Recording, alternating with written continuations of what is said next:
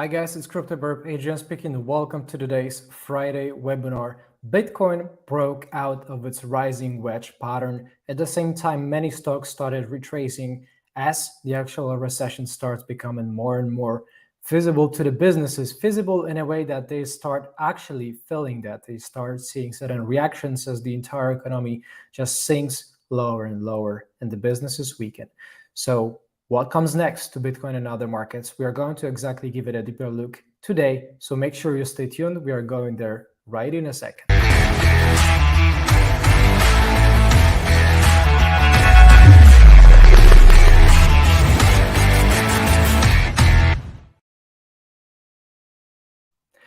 Welcome. Hope you guys can hear me okay. Please let me know in the comments how you guys are doing.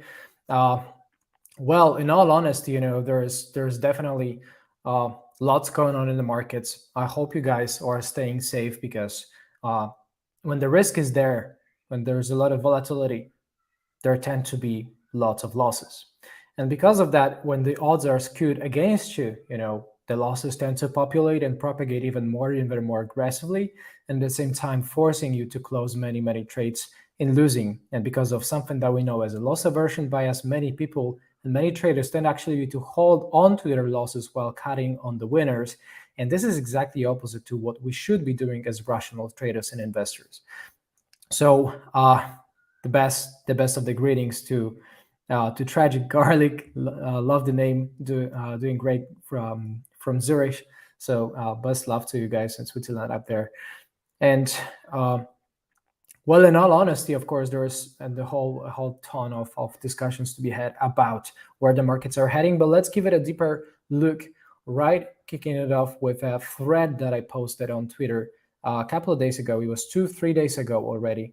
The question I stated was, is the stock market already on crypto bear market rally over, right? We definitely had some decent rally going up and pushing forward ever since bottoming out mid-June periods and dates. And in all honesty, ever since we've witnessed a lot of cryptos bursting, a lot of stocks pushing higher. And the question is whether or not we were supposed to end the rally at a specific time. Of course, it's never 100% certain, and there is no crystal ball to guess that. But we were looking at a lot of reasons for the market to expect it to be in the overbought area, something that we called overbought area refers to the fact that it's losing its momentum, that the trend sentiment is actually getting stretched, and that the market perhaps trends up a little bit longer than it may, well, based on, I would argue, the expectations of traders. So here we had, very recently, the industrial average break into the new highs, and then there's this entire leadership, from energy and utilities, which typically can be considered a little bit more bearish for the risk on markets. Then you would have the RRG chart, which shows the relative momentum is actually, in favor of something that we know as sector rotation, that actually favors stocks a little bit. But with that said, there's a lot of strength also on the dollar getting back in game after some deeper correction, and it does seem that medium term held so far, right? And Bitcoin had continued to underperform for quite a long period of time until it actually saw its major breakout to the downside as we've seen it. So I just want you guys to realize, that before we go and dive into the very deeper context, there are tons of well, reasons, in all honesty, to be bearish, as many reasons to be bullish, right? I know there is a little bit of the fear in the market reappearing, and as long as there is a fear coming up, there are always going to be overreactions from the people. I know there might be a little bit of the connection issues as we go, so I hope it doesn't really cut me off. But feel free to let me guys know how you are taking and responding to my video as we go throughout the show. So if we are to go with a deeper dive, to the markets, I want to kick it off by saying that we are hosting, actually not hosting, but we are partnering up with BitGet on trading competition. We are having some people of our Discord, joining in the trading competition, and you are also able to join the competition and actual, well, test for your own skills, and at the same time to face a potential reward of 10,000 USD as a winner, as a winning prize. So if you guys really want to go in and join, I want to make sure that you're going to have the chance, and all you have to do is going to be literally posted in the video description to this very YouTube webinar that we're holding right now. So feel free to go and look it up down in the video description, and you're definitely going to be able to face your best chances to win the prize. And at the same time, of course, it comes with a special deposit bonus if you join in. So feel free to go at your own will. And taking it a little bit, further to the market discussion, like I was saying, there was a little bit of a twist on top, right? We were looking at this market, rotating really lower right now after overthrowing, the price action of the peak, somewhere towards the peak.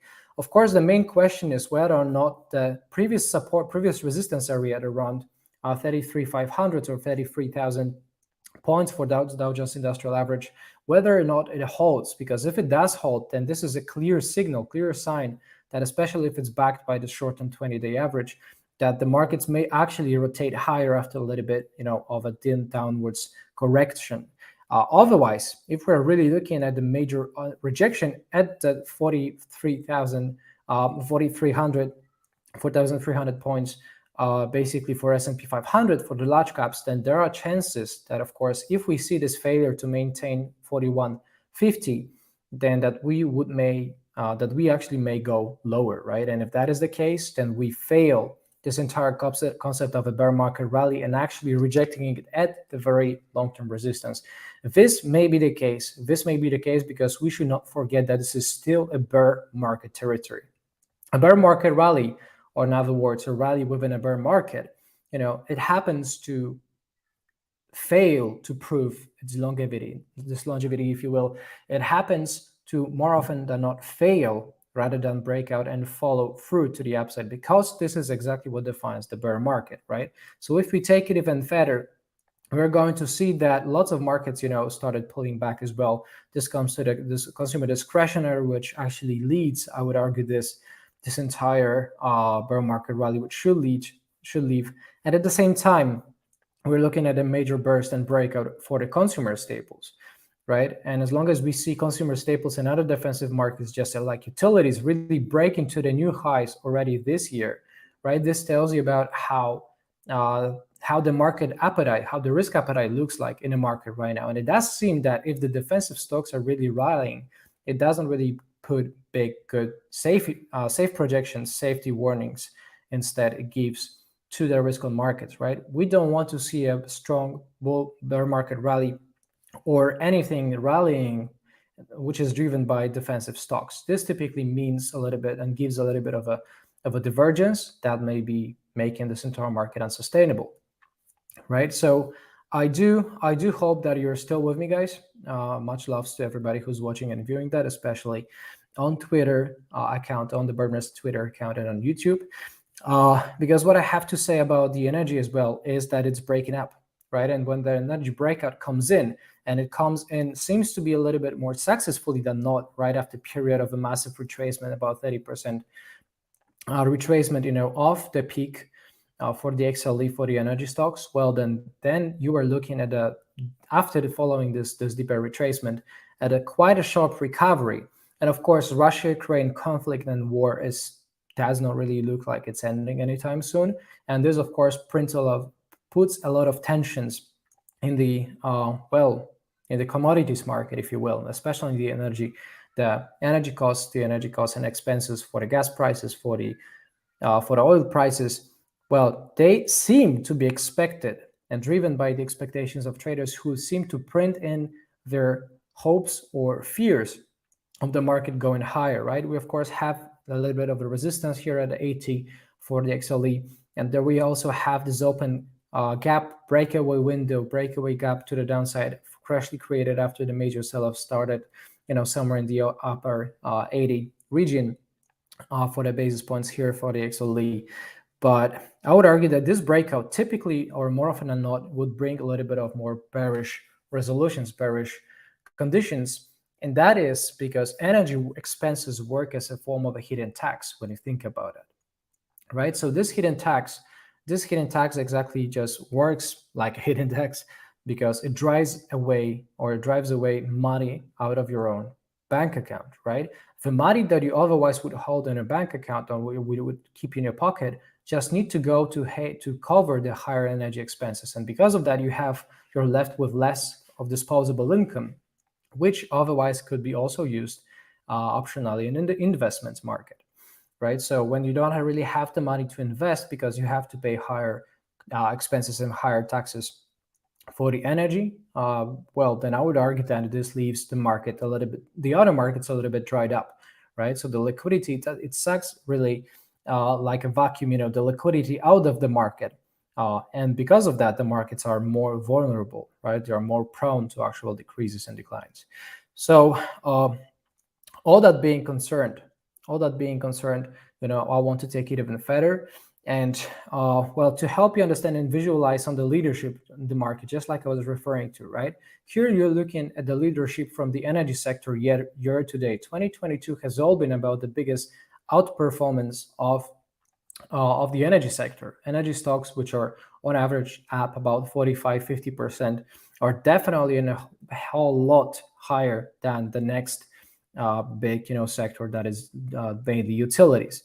And then of course you would have the consumer staples, which are also breaking up, right?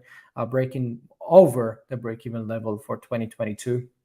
So this entire rally seems to be skewed towards, well, I would argue something that we know as recessive stocks, right? And it comes with, well, the recent Q2 confirmation that there was another subsequent decline of negative growth on the GDP side, as consumer sentiment actually was hitting the very low levels, really showing a lot of discouragement for consumers to invest and do anything about their money other than hold it in the pockets. And at the same time, when they do not really feel good about the markets in the next 6 to 9 months, let's say, they would really hold back with their expenses, with purchasing new homes, with putting some higher end costs and expenditures and investments. And that is exactly why I would argue that having confirmed the recession and that the economy shrinks, in fact, there is always a little bit of more downside for this model stock market to go, right? Of course, when the recession starts, there is about 2-3 months probably until the market really flattens out and bottoms out. And of course, you would have on the way down, same way that on the way up, it never goes in a straight line. You would have lots of ups and downs, right? Eventually, when there is an inflection point in the orange curve chart, which represents the stock market, there are lots of ups and turns. And those ups and turns, some of those happen to be called the bear market rallies.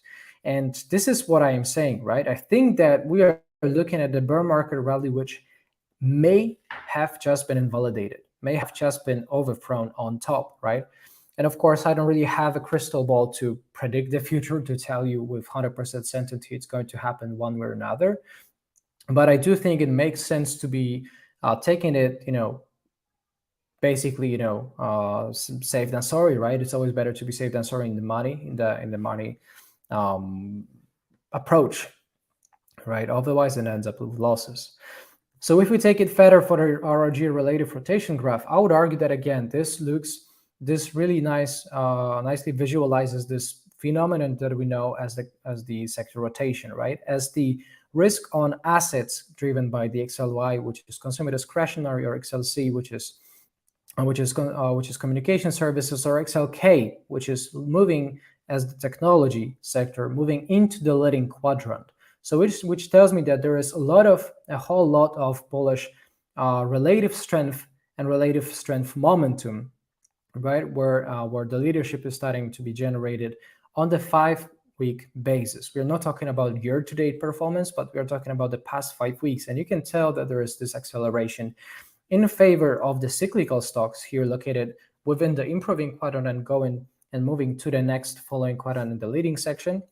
And at the same time, the XLE seems to be weakening on the past 5-week average basis. At the same time, with dollar losing steam, losing the momentum relatively to S&P 500, And relatively, because the very interception, the very 100 points here where the both axes actually intercept, this is the S&P 500. And each and every single stock sector that you see or other asset class that you see in here listed, just like Bitcoin, is really laid and put next to S&P 500 or against S&P 500. This is the very basic of the study of a relative strength, where we divide one price of a price of one security by the price of the other security and get an actual performance correlation, performance relation to an extent. And this tells us a lot about, well, something that we know as a preceding indicator a little bit, right? Because it tends to show the fact of some markets losing steam and really losing their leadership, or moving into weakening quadrant or lagging quadrant, while the other stocks, the other assets are moving into the improving or leading quadrant, as opposed to weakening and lagging, right? So here on the far left, we have Bitcoin, which on the 5-week basis, past 5 weeks, have been nothing but basically losing on the relative strength side. The relative strength, which is listed on the horizontal axis, tells you about, again, how strong this price of Bitcoin is basically when compared with the movements of the price of the S&P 500, and you can tell it's losing on it. The relatively, on the relative strength basis, S&P 500 gains on strength. At the same time, the momentum improves.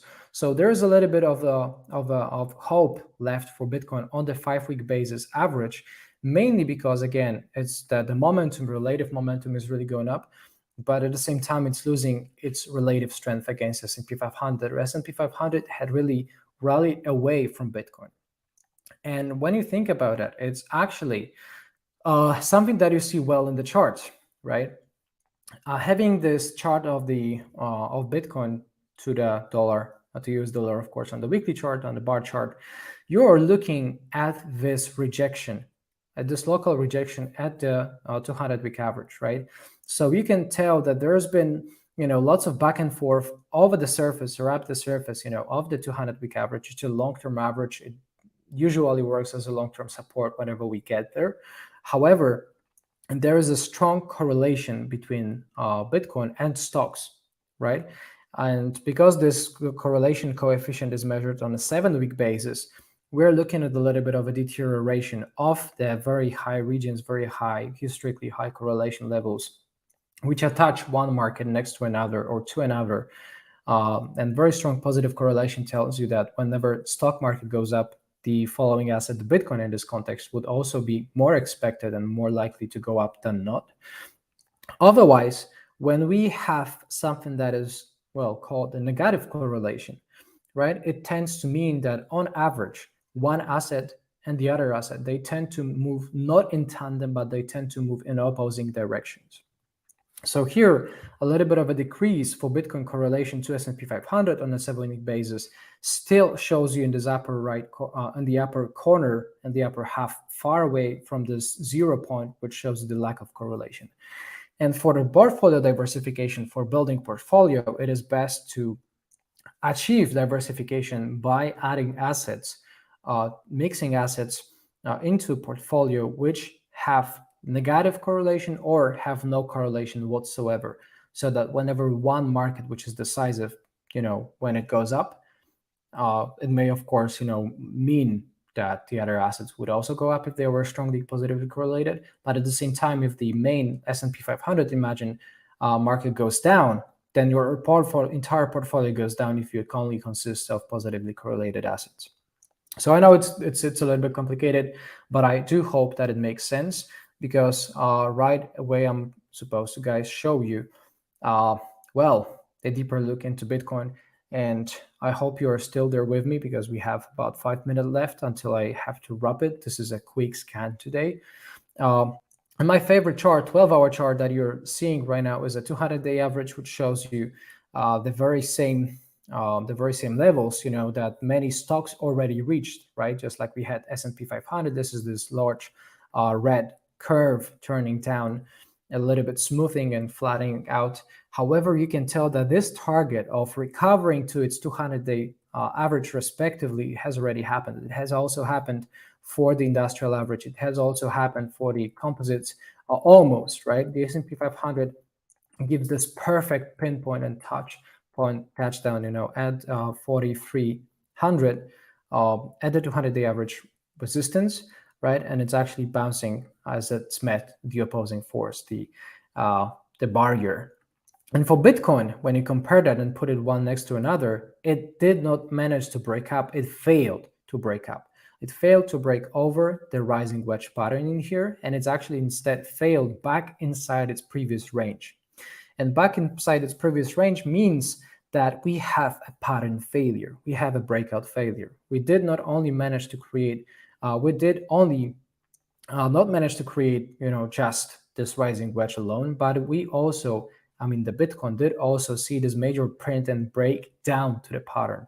And this pattern does not break down just somewhere in the random place. It breaks down after a move of low momentum, right?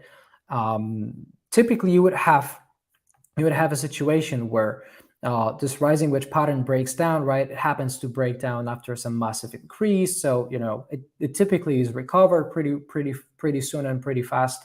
However, here you're looking at a situation where it barely made it possible to break up, right? This breakout that we had into a following pattern, in the following rising wedge pattern, was actually preceded by a prior creation of this range, right? And this range never truly broke out, right? This range never truly broke out because it got invaded and interfered by this rising wedge, which happened to be an actual failure. So what I know from experience and what I know from practice, and also backed by the technical analysis field and knowledge, is that failed patterns tend to perform better in the opposite direction than the ones anticipated just based on a pattern breakout itself. So imagine you have this, range pattern, right, following some massive increase. You have this range pattern and range bound movement. It bounces, between fairly fixed levels, upwards and downwards, swing highs and swing lows area.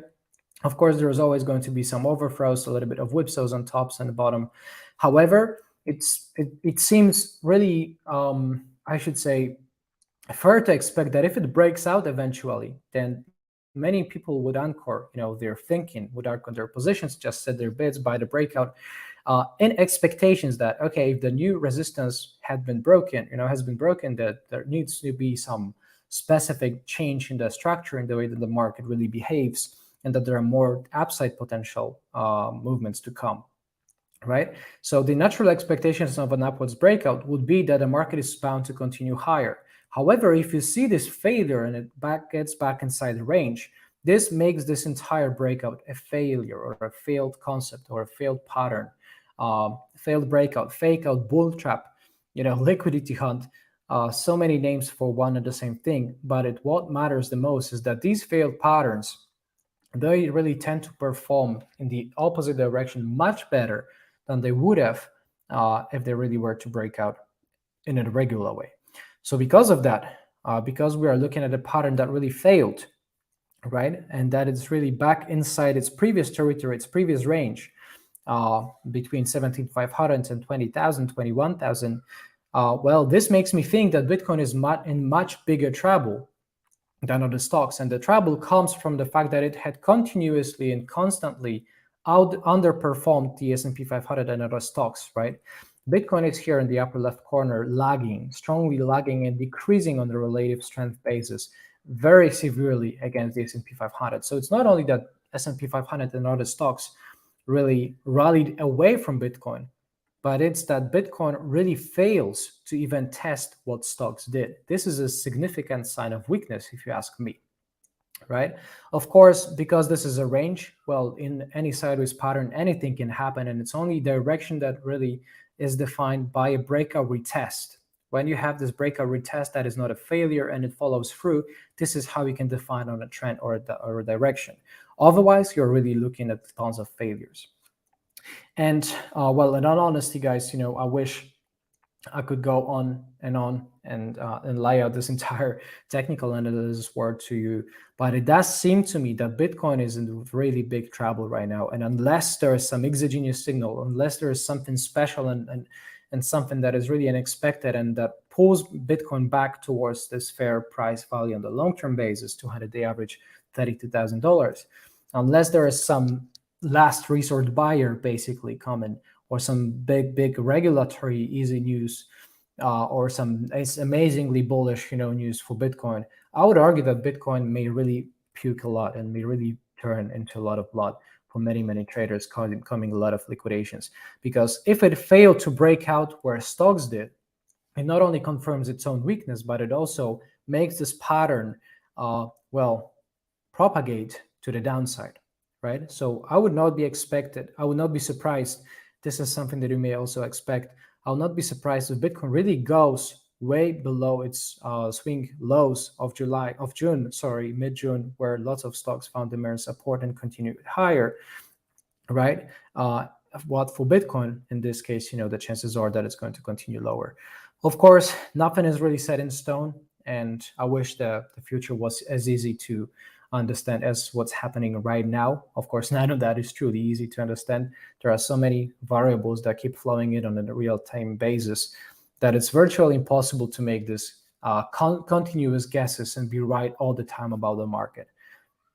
However, if you want to get a little bit more edge in the market, I want to give you guys the chance to take part in the free trial membership that I have for you within the Birb Nest. And ever since operating since 2017, we've had tens of thousands of people come in, learn, improve, and really change their life for better.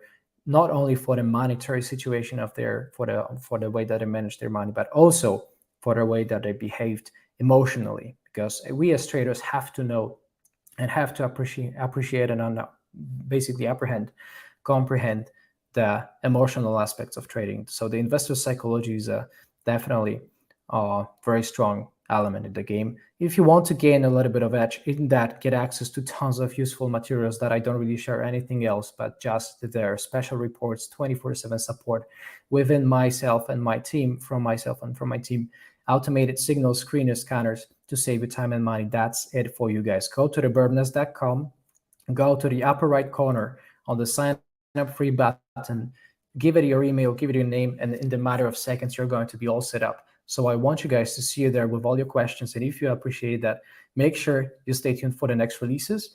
Also, if you watch that on YouTube, make sure to hit the subscribe button, smash the likes, hit the notifications bell, so that you stay notified and you do not miss a single piece of content that we have for you coming on a daily basis. Huge shout out to everybody who watched that. Hope you enjoyed that. Leave some questions so I can come back with my team. But if you want to get it done and answered immediately, go to thebirbnest.com, pick the free trial, and you're going to get charged nothing for 7 days. If you like it, you're going to stay. If you don't like it, you may be free to go. That's all I've got for you. Thebirbnest.com, 7 days free. I see you inside the nest. God bless you all, and I see you around.